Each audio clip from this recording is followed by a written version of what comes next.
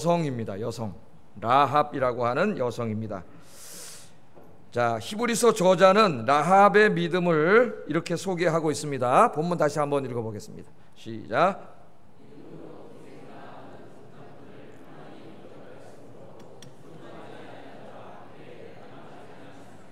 아멘. 히브리서 11장을 쭉 읽어보면은 구약시대 저 위에 부터 시작해가지고 구약시대에 살았던 인물들의 믿음에 대해서 우리에게 소개해주고 있어요.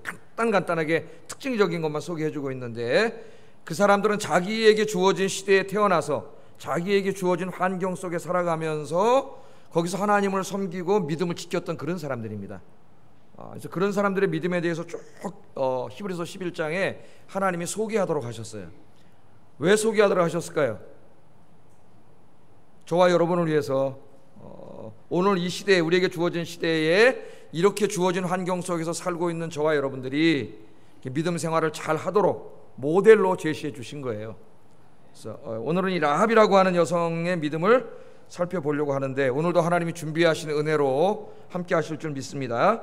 자, 히브리서 저자는 라합을 소개하는데, 라합이 믿음으로 정탐꾼을 평안히 영접했다, 그렇게 말합니다. 라합의 믿음을 소개하는데 믿음으로 정탐꾼을 평안히 영접했다, 그렇게 말을 해요. 정탐꾼을 영접한 것과 하나님을 믿는 믿음이 어떤 관계가 있을까요? 하나님을 믿는 사람이었기 때문에, 믿음의 여인이었기 때문에 정탐꾼을 영접했다는 거예요. 근데 언뜻 보면 이 두 가지가 잘 연결이 되지 않습니다. 그죠? 하나님을 믿는 믿음이 있었기 때문에 하나님께 헌신을 했다든지, 뭐 예배를 잘 드렸다든지, 전도를 했다든지, 그런 뭔가 좀 이렇게 앞뒤가 맞는 것 같은데, 하나님을 믿는 믿음의 여성이기 때문에 정탐꾼을 영접했다. 이 두 가지를 이렇게 연결시키는데 언뜻 보면 잘 매치가 안 돼요. 그래서 이 본문만 가지고는 라합의 믿음이 어떤 믿음인지 잘 우리가 이해할 수 없습니다. 그래서 이 본문의 배경이 되는 구약성경 여호수아 2장을 좀 우리 같이 살펴봐야 돼요. 여호수아 2장을 한번 배워보세요. 여호수아서 2장.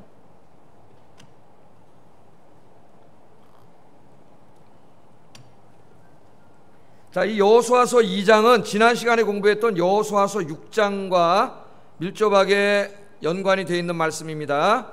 지난 시간에는 여호수아가 여리고성을 무너뜨렸던, 하나님께서 여리고성을 심판하셨던 그 이야기에 대해서 지난 시간에 우리가 공부를 했죠. 오늘 본문은 그거보다 조금 앞으로 가가지고, 그게 여호수아 6장인데 여호수아 2장의 말씀을 다루고 있는데, 이 라합이라고 하는 여성이 어디서 살고 있던 여자냐면은 바로 그 멸망받은 여리고성에 살고 있던 여성이에요. 여리고성 멸망받기 직전까지 거기서 살았죠. 거기서 살고 있던 여성이고, 그 다음에 그의 직업은 뭐예요? 직업은 기생이다 이렇게 되어 있습니다. 그러니까 그 여리고성에서 술집을 차리고 그런 일을 하던 그런 여성이었다, 그렇게 성경은 이야기해요. 그러니까 이 라합은 이방 여인이에요. 하나님의 택함을 받지 못한 이방 여인이었고, 또 이렇게 직업상으로 볼 때도 굉장히 그 미천한 그런 직업을 가졌던 그런 여인이었습니다. 자, 이야기는 이렇습니다. 여호수아는 여리고성을 치기 전에 먼저 정탐꾼을 두 사람 보냈죠. 정탐꾼을 보냈는데 이 정탐꾼들이 여리고성으로 잠입해 들어가 가지고 바로 이 라합이 운영하는 그 술집 그쪽으로 이렇게 이제 들어갔어요.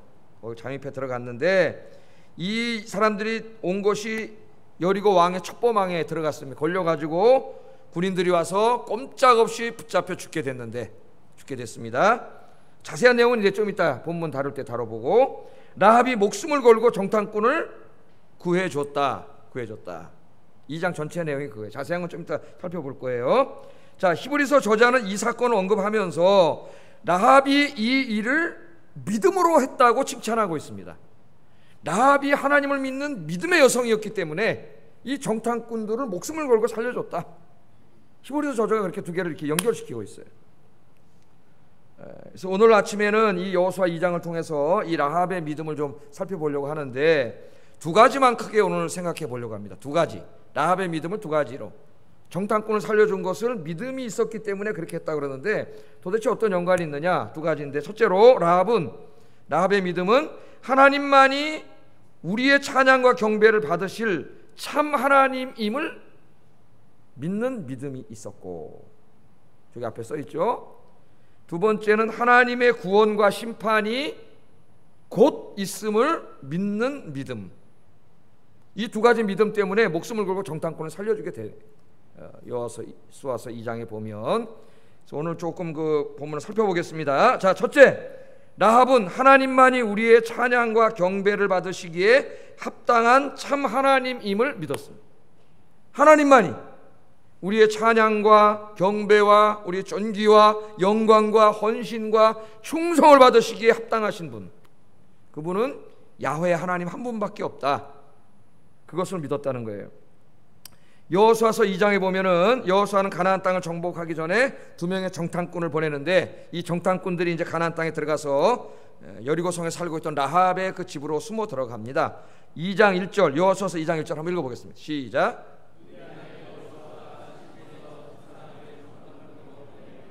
가서 그 땅과 여리고를 엿보라 하매 그들이 가서 라합이라고 하는 기생의 집에 들어가서 거기서 유숙하더니, 정탐꾼이 돼가지고 이제 몰래 들어갔겠죠. 여리고성으로 몰래 들어가서 이제 싹 그 이제 라합이 운영하는 술집 걸로 이제 싹 잠입해 들어갔죠. 거기서 무슨 정보를 얻기 위해서 이제 아마 들어갔을 거예요. 그런데 이들의 작전이 여리고 왕의 첩보망에 딱 걸렸습니다. 지금 이스라엘이라고 하는 민족이 저기 앞에서 쳐들어와가지고 극도로 긴장하고 있겠죠. 막 안테나를 다 세우고 정보망을 총 가동하고 있었을 겁니다. 정보망이 딱 걸렸어요. 2장 2절 한번 읽어보겠습니다. 시작.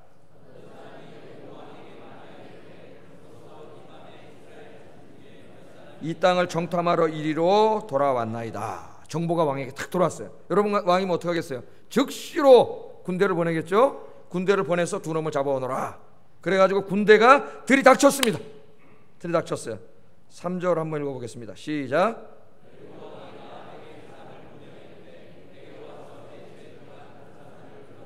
그들은 이 온 땅을 정탐하러 왔느니라. 아멘. 예, 여기까지가 배경이에요. 배경. 예? 군대가 들이닥쳤어요. 왕이 보낸 군대가 다 알고 왔습니다. 본 사람이 정보를 줬기 때문에 여기 들어온 거 다 보고 온 거예요. 다 알고 왔어요.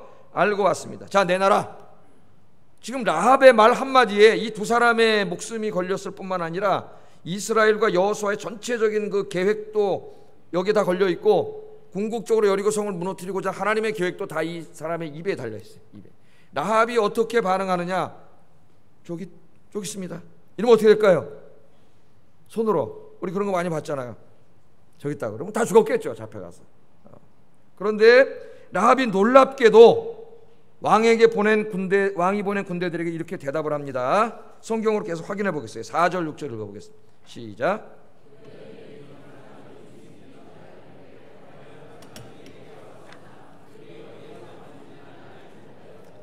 그 사람들이 어두워 성문을 닫을 때쯤 되어 나갔으니 어디로 갔는지 내가 알지 못하나 급히 따라가라. 그리하면 그들을 따라 잡으리라 하였으나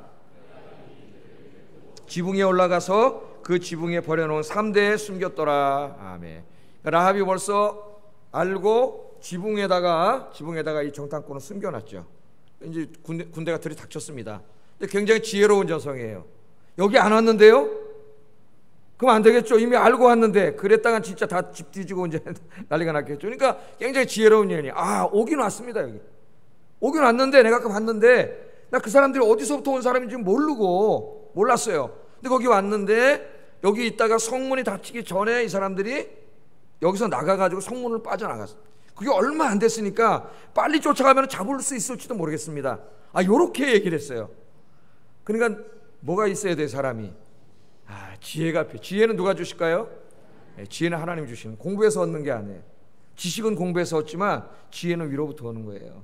여러분, 성경 말씀 많이 읽고 기도하면은 하나님이 지혜를 주십니다. 그러니까 교회를 섬길 때도 뭐가 있어야 돼요? 지혜가 있어야 돼요. 지혜가. 이 지혜가 참 중요한 거예요. 자, 이렇게 해서 이미 그 사람들이 이제 쫓아가 나가게 되고 이 두 사람의 정탐꾼을 라합이 살려줬다는 거예요. 살려줬습니다. 자, 여기서 우리는 매우 궁금해집니다. 왜 라합이 조국과 민족을 배반하고 적국의 스파이들을 살려주었을까? 예? 여리고성은 자기 조국이지 않습니까? 조국과 민족을 배반하고 적국의 스파이들을 살려주었을까요?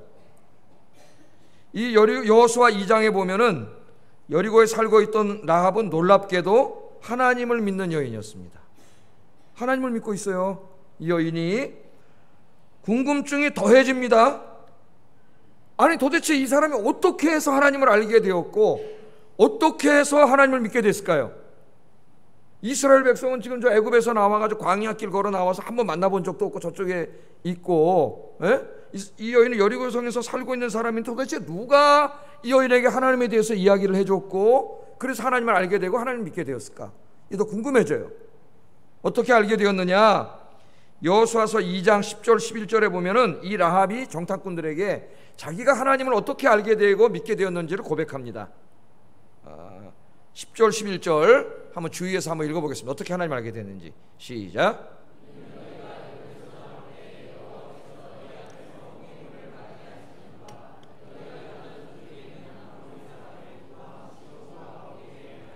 곧 그들을 전면시킨 일을 우리가 들었음이니라. 우리가 듣자 곧 마음이 녹았고 너희로 말미암아 사람이 정신을 잃었나니 너희의 하나님 여호와는 위로는 하늘에서도 아래로는 땅에서도 하나님이시니라. 아멘. 자, 자기가 어떻게 하나님을, 너희들이 믿는 야훼 하나님을 내가 어떻게 알게 됐느냐? 이 하나님을 알게 되고 믿게 됐기 때문에 지금 하나님의 일을 하고 있는 그 사람들을 목숨을 걸고 살려준 거죠. 여러분이 저 군인들이 지금 쳐들어왔는데 알고, 자기 말 안 듣고 뒤지면 어떻게 될 거예요? 자기 죽는 거예요. 그냥 살 떨리는 일이에요 지금. 근데 거기서 살려줬잖아요. 하나님을 믿기 때문에 하나님의 일을 하고 있는 저 사람들을 숨겨주고 목숨을 걸고 살려준 거예요. 내가 어떻게 하나님을 알게 됐느냐? 당연히 물어봤겠죠. 정탐꾼들이. 당신 어떻게 하나님을 알게 됐습니까? 그랬더니 말하기를 당신들이 애굽에서 나올 때 한 40년 전에 애굽에서 나올 때 내가 얘기를 들었습니다. 애굽에서 나오는데 애굽 군대가 쫓아오는데 앞에는 홍해 바다가 쫙 막혀 있고 꼼짝없이 죽게 생겼는데 바로 당신들이 믿는 야훼 하나님께서 그 바다를 쫙 길을 열어가지고 바다를 갈라가지고 그 이스라엘 백성들을 그 바다를 건너게 하시고 뒤쫓아오던 죽이려고 쫓아오던 애국 군대는 바닷물을 덮어서 다 죽여버렸다고 하는 그 소식을 내가 들었다는 거죠. 들었다. 그걸 얘기하죠. 그걸 듣고 저들이 믿는 야훼 하나님이 진짜 신이구나. 여기 하나님이라고 하는 말은 이제 엘, 복수영어로는 엘로힘, 단수로는 엘인데 영어로는 가시예요. 그냥 신이라는 말이에요. 그러니까 참 신이구나. 이 가나안 땅은 다신론 사회잖아요. 다신이 있잖아요. 많은 신들이 있는데 내가 이때까지 믿었던 바알이나 아세라나 마르둑이나 이런 게 진짜 신이 아니라 저 사람들이 믿는 야훼 하나님이 진짜 신이구나, 진짜 하나님이구나, 그걸 자기가 알았다는 거예요. 그래서 알게 됐다는 거예요. 또 한 가지를 얘기하는데 당신들이 불과 얼마 전에 저기 우리 앞에 있는 저 모압 암몬 지역에 왔을 때 거기 아주 강력한 두 왕이 있었는데 시온과 옥, 민수기에 나오죠. 이 두 사람. 이 사람들과 전쟁을 했는데 도저히 이길 수 없는 거죠. 이스라엘. 이게 200만 명이지만 애들 노인 빼고 이 오합지졸 군대도 제대로 갖춰지지 않는 이런 사람들인데 이 땅에서 제일 강한 두 왕을 이겼다는 거예요. 그러니까 지금으로 말하면은 우리나라가 중국하고 러시아하고 싸워서 이겼다는 건 똑같은 거예요. 깜짝 놀라죠. 그러니까 이거는 누가 이기게 한 거라는 걸 자기가 아는 거예요. 홍해를 갈라주셨던 그 너희들이 믿는 야훼 하나님께서 도저히 이길 수 없는 싸움에서 이기게 하셨다는 거예요. 이기게 하셨다. 그 소식을 내가 들었다는 거예요. 그래서 내가 깨달았다는 겁니다. 그래서 뭘 깨달았어요? 가나안의 신들은 가짜고 당신들이 믿는 야훼 하나님, 그 야훼 하나님이 진짜 하나님이고 진짜 신이라는 것을 내가 깨닫고 알게 되었고 믿게 되었습니다. 믿게 되었습니다. 그렇게 얘기합니다. 그럼 한번 생각해 보세요. 인간이 바다를 어떻게 가를 수 있나요? 그 오합지졸이 강대 우리나라가 어떻게 중국, 러시아 같은 나라하고 싸워서 이길 수 있나요? 누가 다 하신 거예요? 야훼 하나님이 하신 거예요. 야훼 하나님이. 야훼 하나님이 했다. 이걸 들어서 내가 알게 됐다. 그렇게 이야기합니다. 그러니까 여러분 여기서 오늘 설교 주제는 아니지만 중요한 걸 하나 알 수 있어요. 이 믿음이 어떻게 생겼어요? 하나님이 행하신 위대한 일을 들음으로 믿음이 생겼어요. 그래서 사도 바울이 로마서 10장에서 뭐라 그래요? 믿음은 들음에서 들어야 돼요. 그래서 하나님의 말씀을 듣는 일에 열심을 내세요. 예배 열심히 참석하셔야죠. 설교를 열심히 들어야죠. 하나님의 말씀을 듣는 일에 열심을 내시고 또 읽는 일에 열심을 내세요. 그럼 거기서 하나님이 행하신 위대한 일들을 만나게 됩니다. 그러면 그 하나님을 여러분이 라합처럼 알게 돼요. 믿게 되고 그런 축복이 있기를 주의 이름으로 축복합니다. 자, 이 두 가지 소식을 들으면서 자기는 하나를 확신하게 됐다는 거예요. 그 확신하는 내용이 11절 같이 한번 읽어보겠습니다. 11절. 오늘 여러분에게도 이런 확신이 생기길 주의 이름으로 축복합니다. 읽어봅니다. 시작.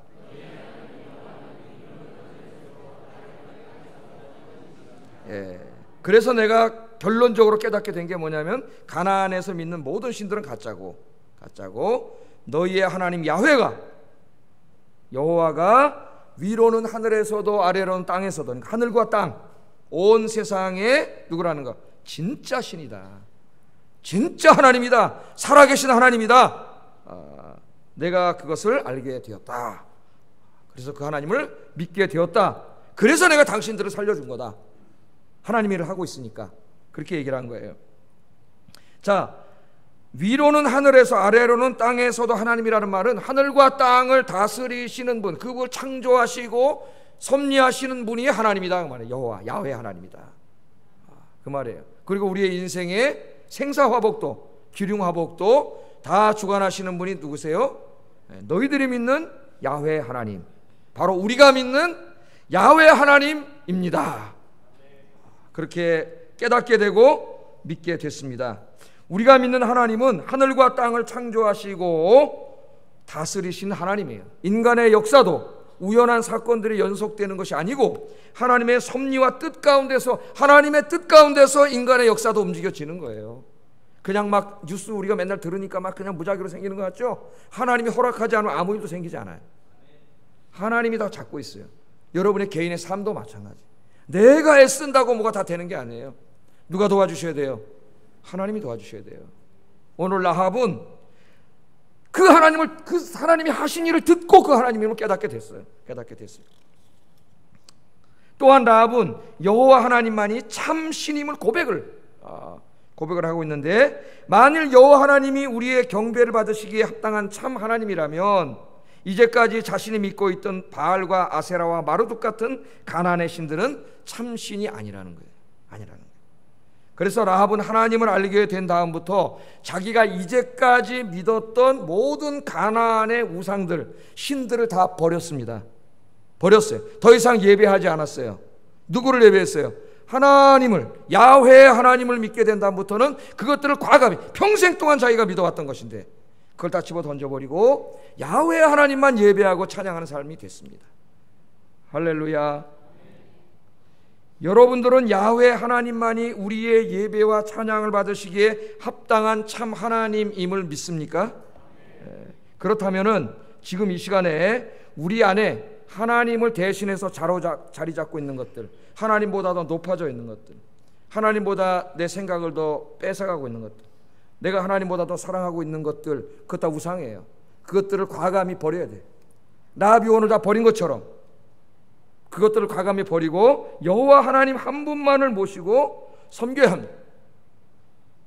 우리는 이렇게 말할 수 있습니다. 목사님, 나는 뭐 돌멩이나 나무나 금속으로 무슨 형상을 만들어 가지고 옛날 사람들처럼 그렇게 섬기지 않는데 뭐 이렇게 우상 숭배 안 하잖아요. 그런 게 우상이잖아요.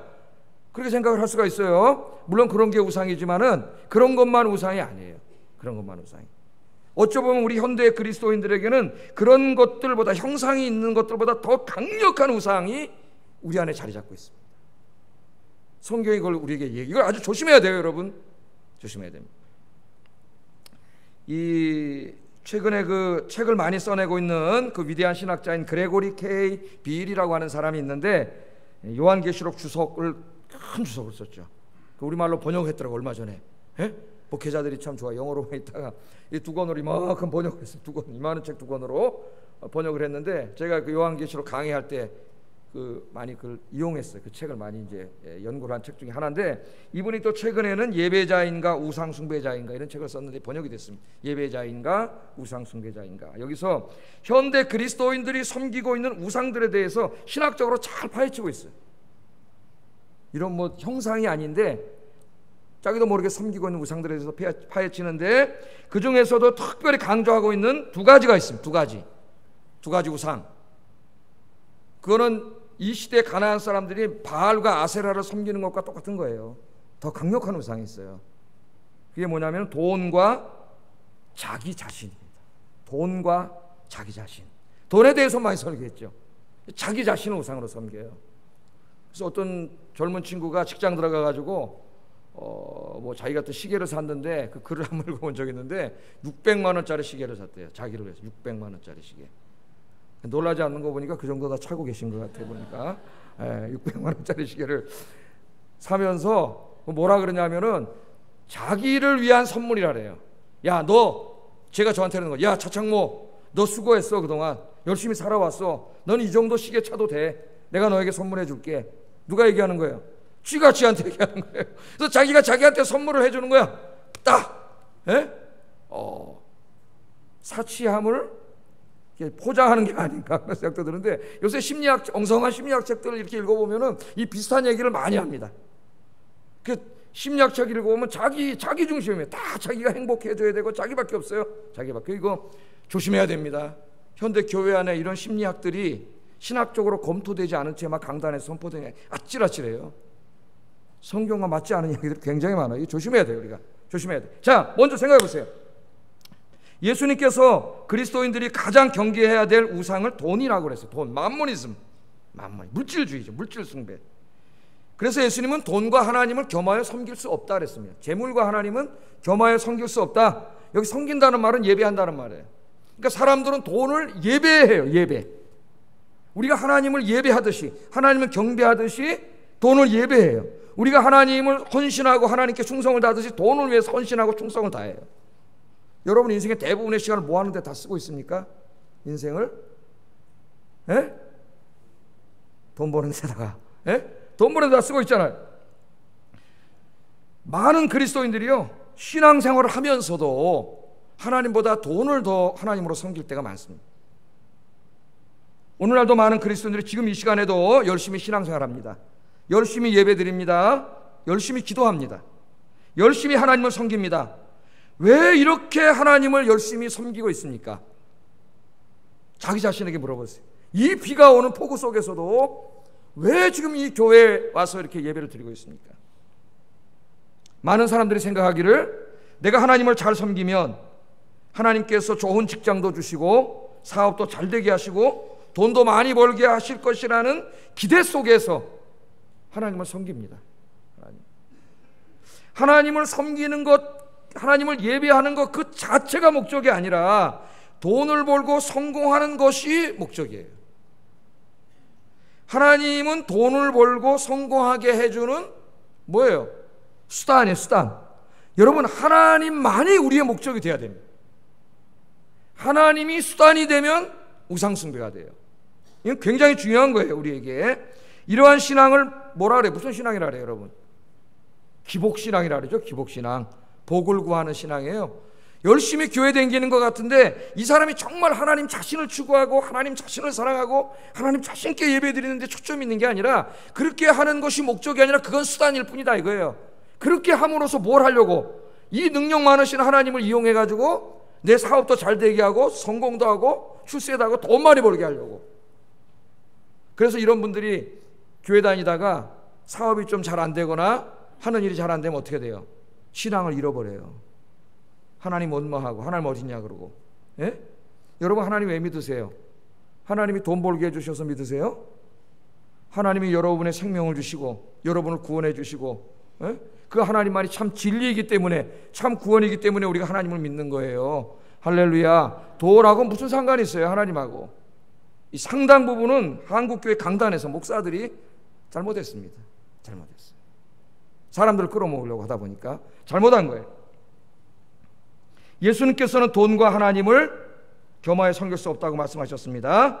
돈을 사랑하지 마세요. 여러분, 돈은 사랑이 되어서는 안 됩니다. 돈을 사랑하는 순간 여러분들은 죄악의 길로 빠지게 돼 있어요. 그래서 하나님께서 뭐라 그러셨어요? 돈을 사랑함이 모든 악의 뿌리다. 돈을 사랑함이. 이걸 가장 잘 갈파한 사회경제학자가 칼 마르크스예요. 마르크스는 인간을 움직이는 제일 강력한 동인을 어디서 찾았어요? 경제, 돈에서 찾았어요. 돈. 그러니까 어떻게 보면은 제일 정확하게 본 거예요. 인간을 움직이는 가장 강력한 동인이 돈이야, 돈. 성경도 뭐예요? 돈을 사랑함이 일만하게 뿌리다 그랬습니다. 여러분, 돈 사랑하세요? 안 사랑하세요? 사랑하세요? 안 사랑하세요? 안 사랑하시는 분이 여기다 갖다 놓고 가세요. 물론 돈이 그 자체로 나쁜 건 아닙니다. 여러분, 우리가 인간의 육신을 입고 사는 동안 의식주 문제가 해결돼야 돼요. 집도 있어야 되고 먹을 것도 있어야 되고 입을 옷도 있어야 됩니다. 하나님의 정의를 우리가 공부하다 보면 하나님의 정의는 뭐냐면 하나님의 형상으로 지금 받은 인간이 이 땅에 살면서 자기가 살 집이 있어야 돼요. 근데 우리나라에는 지금 서울에만 해도 자기 집이 없는 사람이 50%가 넘어요. 이것은 하나님의 정의가 실현되지 않은 거예요. 한 사람이 몇십 채, 몇 채 막 이렇게 집을 갖고 있다 이렇게 보다 보니까 모든 사람이 집을 갖고 있지 못해. 하나님의 정의는 자기 집이 있어야 돼. 여러분, 참새도 자기 집이 있는데 인간이 자기 살 집이 없다는 건 불행한 일이에요, 사실은. 저도 없어요, 집이. 교회 사택이 제 개인이 없어요. 하나님의 정의가 실현되지 않은 거예요. 우리나라의 가장 큰 문제가 이 불평등의 문제예요. 불평등. 예? 브라질은 인구가 2억 명인데 8천만 명은 잘 살아요. 8천만 명. 그런데 1억 2천만 명은 쓰레기 더미 뒤져먹고 살아요. 브라질이. 그래서 8천만 명은 요 가난한 사람들이 강도당할까봐, 가난한 사람들에게 강도당할까봐 불안해서 잠을 못 자고 1억 2천만 명은 배가 고파서 잠을 못 자는 나라가 브라질이에요. 브라질. 그런 나라가 되면 안 됩니다, 여러분. 그런 나라. 그럼 우리가 기도를 해야 돼요. 자, 돈이 필요하다 이거예요. 집도 있어야 되고 먹을 것도 있어야 되고 입을 것도 있어야 돼요. 아이들 공부도 시켜야 되고 약간의 여행도 필요하고 살다 보면 여가 시간도 가져야 합니다. 이 모든 일에 돈이 있어야 돼요. 돈. 뿐만 아니라 하나님의 일을 하는데도 돈이 필요해요. 이렇게 예배를 드리는데도 돈이 많이 들어가요. 전기 다 불켜야지, 에어컨 다 틀어야 되니 전기세가 얼마나 나오는지 아세요? 요 스피커 이거 하나 다 1,000만 원 이상 가는 거예요. 피아노도. 에? 하나님을 예배하고 교육하는데도 돈이 있어야 돼요. 전도를 하고 아이들을 교육하는데도 많은 비용이 필요해요.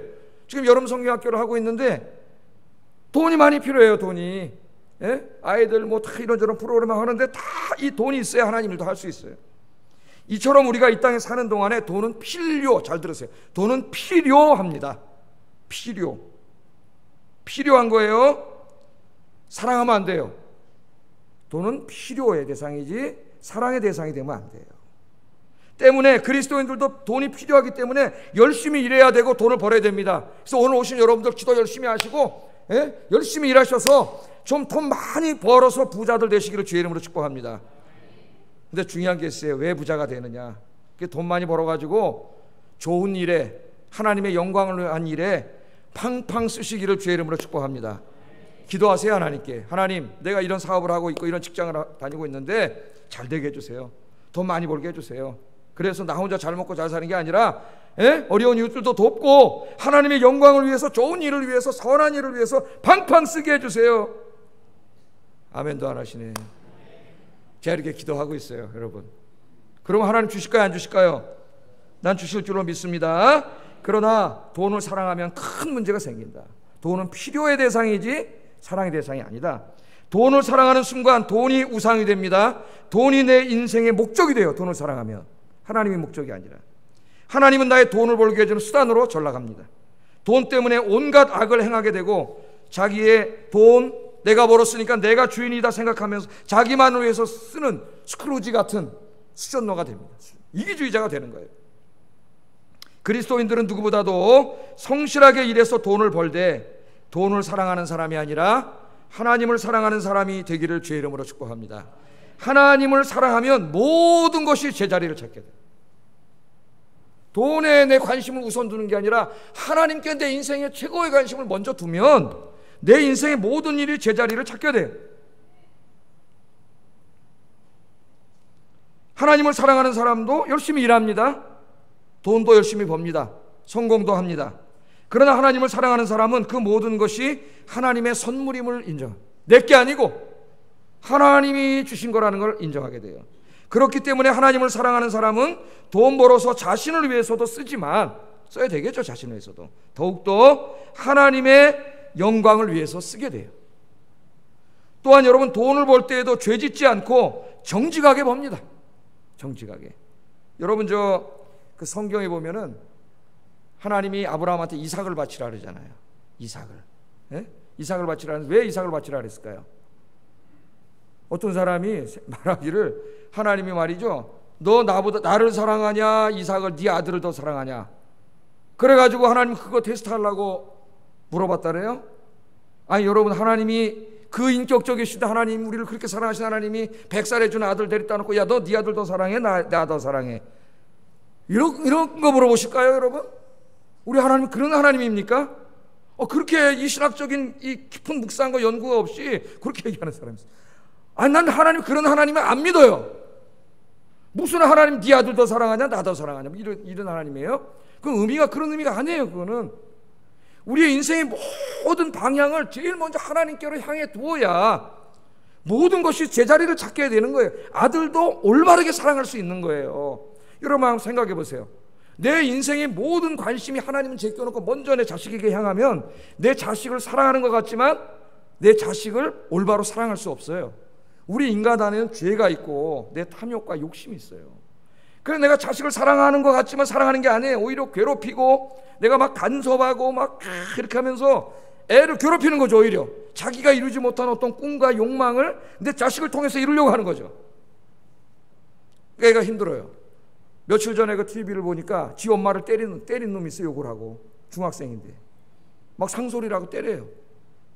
그 이제 이걸 심리학자들 상담을 받아가지고 이제 치료를 하는데 역할극이라는 연극을 해요. 이제 자기 역할에 내가 자기를 알게 하기 위해서 하는데 이제 막 하니까 얘가 막 분노가 막 쌓아 오르더니 뭐라 하냐면 나는 엄마의 인형이 아니야.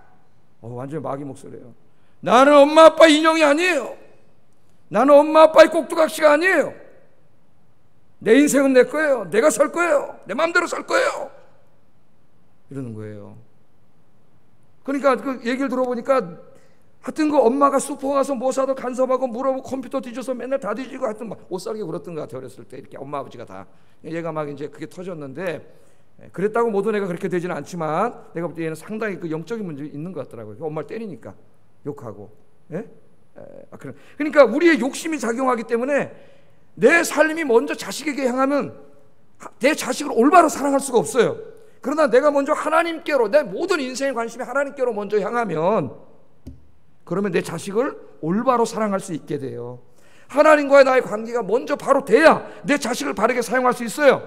그래서 성경대로 내 자식을 사랑하고, 성경에 얼마나 자식 키우는 얘기가 많이 나옵니까? 하나님을 경외하는 아이로 자신의 꿈을 정해놓고 기도하면서 꿈을 성취하게 노력하는 아이로 그렇게 잘 키울 수가 있어요.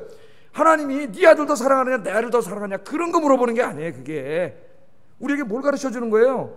우리 인생이 먼저 관심이 모든 것이 위를 향해야 된다는 거예요. 위를, 하나님을 향해야 된다는 거예요. 그래야 여러분 인생의 모든 게 바로 자리가 바로 잡히고 내 자식을 올바로 사랑해서 그 아이를 올바로 키울 수 있는 거예요. 그걸 가르쳐 주신 거예요. 하나님이.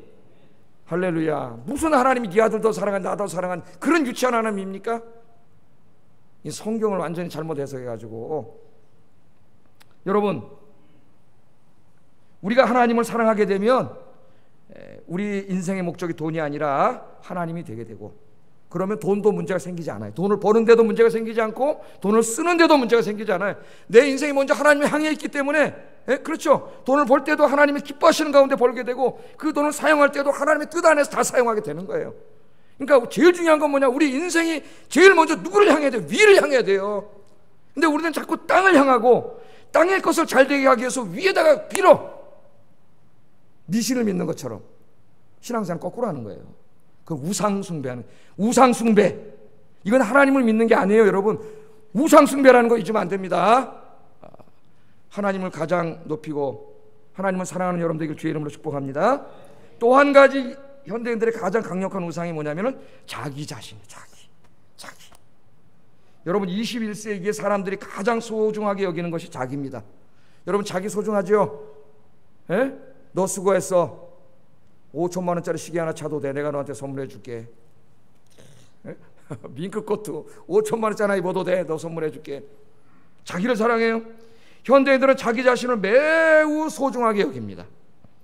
이것을 심리학에서는 자기애라 그래요. 자기애. 이제 병이 되면 자기 집착, 자기 도취, 자기 중심, 이렇게 변해요.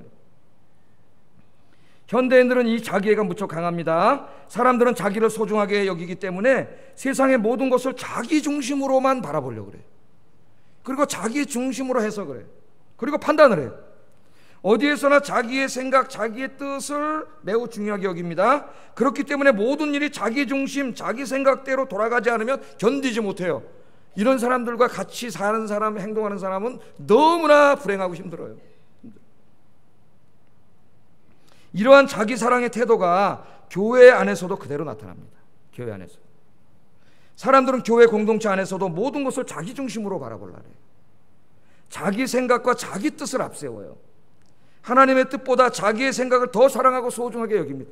자기를 너무 사랑하기 때문에 다른 사람은 안중에도 없어요. 다른 사람의 생각, 뜻 다 무시합니다. 자기를 너무 사랑해요. 그리스도인들은 마땅히 하나님을 높이고 하나님 한 분께만 영광을 돌려야 되는데, 교회에서 자기에 빠진 사람은 하나님을 높이지 않고 자기를 높여요. 하나님께 영광 돌리지 않고 자기가 영광을 대신 받으려고 해요. 다.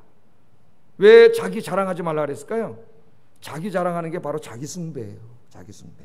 우리 그래서 누구를 자랑하라 했어요? 하나님이. 자기를 자랑하지 말고 주님을 자랑하라. 할렐루야.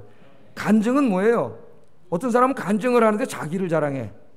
대부분 간증을 하려면 자기를 자랑해. 간증은 내 인생을 통해 역사하신 하나님을 자랑하는 거지 자기를 자랑하는 게 아니에요. 주님을 자랑하는 거예요. 예? 교회 안에서 자기가 더 높아져야 돼. 여러분, 물론 우리 그리스도인들도 자기를 사랑해야 됩니다. 자기를 사랑해야 돼요. 너무 자기에 대해서 낮은 자존감을 갖고 불행하게 살아가는 사람이 있어요. 자기를 사랑해야 돼요. 그러나 자기 사랑이 하나님 사랑보다 우선되면 안 됩니다. 하나님께로 향하기 전에 자기에게로 향하면 안 돼요. 그렇게 되면 자기 자신이 우상이 되고요, 자기가 우상이 되면 하나님보다 자신을 더 높이는 우상숭배자가 됩니다. 우상숭배자. 이런 분들이 교회 안에서 하나님보다 자기를 앞세우다가 하나님의 교회를 파괴시키는 무서운 죄를 짓게 되는 거예요. 여러분, 하나님을 사랑할 때, 잘 들으세요. 하나님을 사랑할 때, 내가 먼저 저 위를 향할 때 모든 관심이, 모든 일이 제자리를 찾게 됩니다. 자기 자신도 다른 사람도 올바르게 사랑할 수 있게 돼요. 하나님을 사랑할 수 있을 때, 내 모든 것이 하나님을 향해 있을 때만 바르게 사랑할 수 있어요. 바르게. 예? 하나님을 사랑하는 사람은요, 자기가 누구인가를 압니다. 자신이 죄인이요 실수가 많은 인간임을 압니다. 죄로 인해 죽을 수밖에 없는 인생이었는데 하나님의 은혜로 구원받은 자임을 알아요. 때문에 하나님을 사랑하는 사람은 교만하지 않고 겸손합니다. 겸손. 자기를 사랑하는 게 교만이에요. 신학적으로 말하면 교만. 자신이 실수가 많은 연약한 인간임을 알기에 다른 사람의 말에 귀를 기울이고 다른 사람의 말도 경청합니다. 실수가 많은 자신의 생각보다는 늘 하나님의 뜻을 먼저 추구하고 항상 자신을 낮추고 모든 영광을 하나님께 돌리는 사람이 되는 거예요. 할렐루야. 네? 여러분, 이거 가정에서도 마찬가지. 가정에서 제가 오래전에 한번 얘기한 적 있죠. 이제는 고인이 되셨지만은 그 서강대학 영문학과 교수로 계시면서 에세이를 쓰셨던 그 장영희 교수님이 쓴 책에 보면은 자기 제자에 대한 이야기가 나옵니다. 어느 날 자기가 가르쳤던 여제자가 결혼을 하게 됐다고 남자친구를 데리고 온 거예요. 남자친구를. 그래서 셋이 나가서 이제 식사를 하는 거예요. 근데 그때는 이제 에어컨이다 식당이 없고 조그만 식당이니까 그냥 선풍기 틀어놓고 먹던 그런 시대인데, 셋이 밥을 딱 먹는데 이 친구가 선풍기를 탁 돌리더니 자기에게 딱 고정을 시켜놓고 밥을 먹는 거예요. 무의식 중에 행동을. 그 장영희 교수님 가슴이 철렁했던, 철렁. 깜짝 놀랐어요. 왜? 얘는 자기밖에 모르는 애예요. 그 한 행동에 이게 다 나타나. 자기밖에 모르는 애예요. 뜯어 말리고 싶었는데 결혼하겠다고 인사 온 걸 뜯어 말릴 수도 없고, 그리고 가서 결혼식을 했는데 2년 후에 이 여제자를 만났는데 가정이 깨졌답니다. 이혼을 했어요. 얘는, 이 남자, 이 친구는 결혼을 해서도 자기밖에 몰라요. 자기 아내의 인생은 안중에도 없어요. 모든 게 자기 중심으로 돼야 되고 자기 뜻대로 해야 돼, 자기 생각대로 해야 돼. 아내의 생각, 아내의 취미 전혀 관심 없어요. 그래서 내가 지난번에 결혼식 할 때 우리 저기 남편이 있고 아내가 있는데, 사랑을 받으려고 하면 불행해진다 그랬죠. 우리 저 주원 형제에게도 뭐라 그랬어? 내가 사랑하려고 노력하라 그랬죠. 사랑하려고. 내가 사랑을 받으려면은 받는 사랑은 끝이 없어요. 계속 불만이에요. 그러면 나중에 그 요구하는 사랑은 대상이 지치게 돼요. 여러분 조심하세요. 지칩니다. 지칠 때 누가 찾아오는지 아세요? 꽃뱀이 찾아와요. 꽃뱀이. 요쪽에는 누가 찾아오는지 아세요? 제비가 찾아와요. 제비가. 그 사람들은 너무 부드러워요. 말도 다 들어주고 잡아먹으려고 그러니까. 예? 여러분, 이 자기애가 이게 우상이 돼서 모든 사람을 다 불행하게 하고 결국 하나님보다도 자기를 더 높이고 우상이 되는 거예요. 하나님께서는 가장 큰 계명이 뭡니까? 묻는 사람에게 이렇게 대답을 해줬습니다. 가장 큰 계명. 잘 한번 읽어보세요. 시작.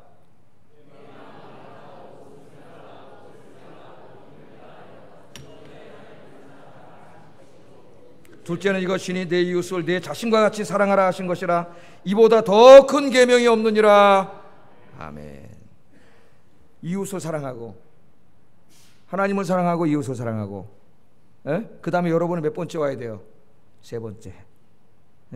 내 모든 관심과 생각과 사랑이 제일 먼저 위를 향할 때, 하나님을 향할 때 나머지 모든 나의 삶이 다 제자리를 찾게 되고, 내 자식도 바르게 사랑하고 내 아내와 남편도 바르게 사랑하고, 여러분 내 삶도 나 자신도 바르게 사랑할 수 있는 거예요.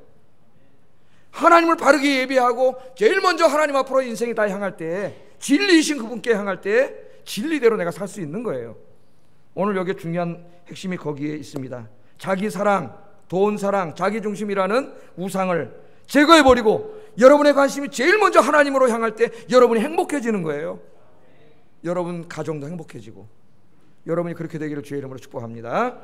두 번째, 라합은 하나님의 심판과 구원이 확실함을 믿었습니다.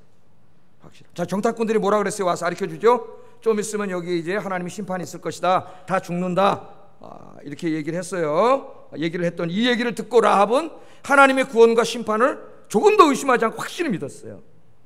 그러니까 여러분, 이 여기에 여리고성은 오늘날 우리의 세상을 의미하는 하나의 메타포예요. 메타포, 은유예요. 은유. 우리는 신구약 성경을 통해서 우리가 살고 있는 세상이 영원하지 않다는 걸 압니다. 인간의 역사가 영원하지 않다는 거 알아요. 하나님의 구원과 심판이 곧 있다는 걸 압니다. 알아요. 자, 라합이 이야기를 들었을 때 어떻게 행동을 합니까? 제일 먼저 누가 생각났을까요? 이 사실을 모르고 있는 자기 가족이 생각이 났겠죠. 그래서 여호수아 2장 12절 13절 이렇게 말합니다. 2장 12절 13절 시작.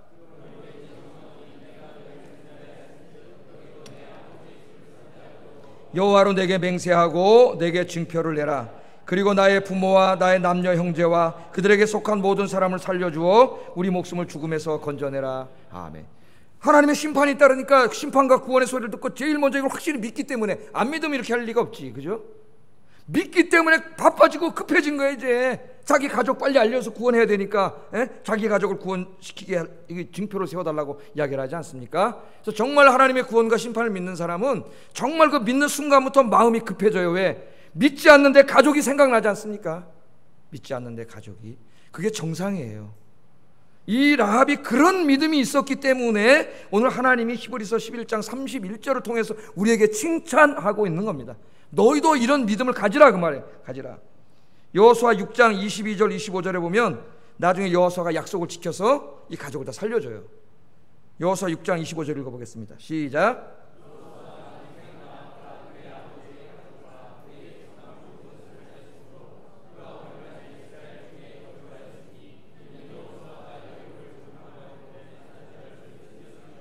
아멘. 여호수아가 살려준 것처럼 여러분들이 복음을 전해서 여러분의 가족이 주님을 믿게 되면 우리 주님이 그들을 구원해 주실 줄로 믿습니다.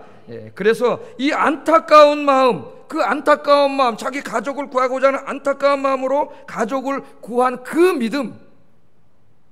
믿음을 가지라는 거예요. 우리에게 사도 바울도 이렇게 고백했죠. 로마서 9장 1절 3절 읽어봅니다. 시작. 나에게 큰 근심이 있는 것과 마음에 그치지 않는 고통이 있는 것을 내 양심이 성령 안에서 나와 더불어 증언하노니 나의 형제 곧 고륙의 친척을 위하여 내 자신이 저주를 받아 그리스도에게서 끊어질지라도 원하는 바로라. 아멘. 바울도 하나님의 구원과 심판을 알았을 때에 마음이 급해졌습니다. 안타까워졌어요. 아직 예수님을 믿지 않고 있는 자기 동족과 자기 친척을 향한 이 간절한 마음인데, 내 이름이 생명록에서 지워져서 내가 천국에 못 간다 할지라도 그들을 구원해달라고 하나님 앞에 기도하고 있잖아요. 그러니까 진짜 하나님의 구원과 심판을 믿는 믿음이 있는 사람은 그 마음속에 이런 안타까움이 생기는 거예요. 오늘 이것이 생겨서 여러분 주변의 사람들에게 열심히 전도하기를 주의 이름으로 축복합니다. 기도하겠습니다. 자, 말씀을 생각하면서 기도하겠습니다. 두 가지입니다. 라합처럼 우리 삶의 내 안에 있는 모든 우상을, 하나님보다 더 높아져 있는 모든 우상을 몰아내고 오직 하나님 한 분만 높이고 예배하는 삶을 살게 하소서. 첫 번째 기도입니다. 두 번째, 하나님의 구원과 심판을 확신하며 천국과 지옥을 확신하며 내 가족들과 내 주변 사람들을 구원하는 일에 더 힘쓰게 하소서. 기도하겠습니다. 사랑과 은혜가 충만하신 하나님, 감사합니다. 오늘도 이 귀한 말씀을 통해 우리의 인생의 생명을 깨닫게 하신 하나님 진심으로 감사하고, 주님의 진리의 말씀, 참 라합의 믿음을 통하여 우리가 어떻게 살아야 되는가를 깨닫게 하신 하나님 감사합니다. 라합처럼 여호와 하나님만이 참 하나님임을 우리가 믿기에 이제 찬양과 경배와 영광을 오직 한 분 여호와 하나님께만 돌리는 삶을 살게 해주시고, 그렇기 때문에 우리 안에 하나님보다 더 높아져 있는 것들, 더 사랑하는 것들, 그것들이 무엇이든지 오늘 우상들을 다 제어해버리고 오직 하나님 한 분만 높이고 찬양하는 삶이 되게 하여 주시옵소서. 뿐만 아니라 이제 잠깐이면 하나님이 인간의 역사를 종결하시고 이 세상의 죄악을 심판하시고 이 세상을 구원하십니다. 우리는 이 사실을 믿습니다. 하나님이 사실을 믿기 때문에 우리의 마음은 안타깝습니다. 아직 주님을 알지 못하는 내 가족들, 친척들, 내 친구들, 주변에 있는 사람들에게 안타까운 마음으로 전도하는 저희들 되도록 주님 붙잡아 주시옵소서. 예수님 이름으로 기도드립니다. 아멘.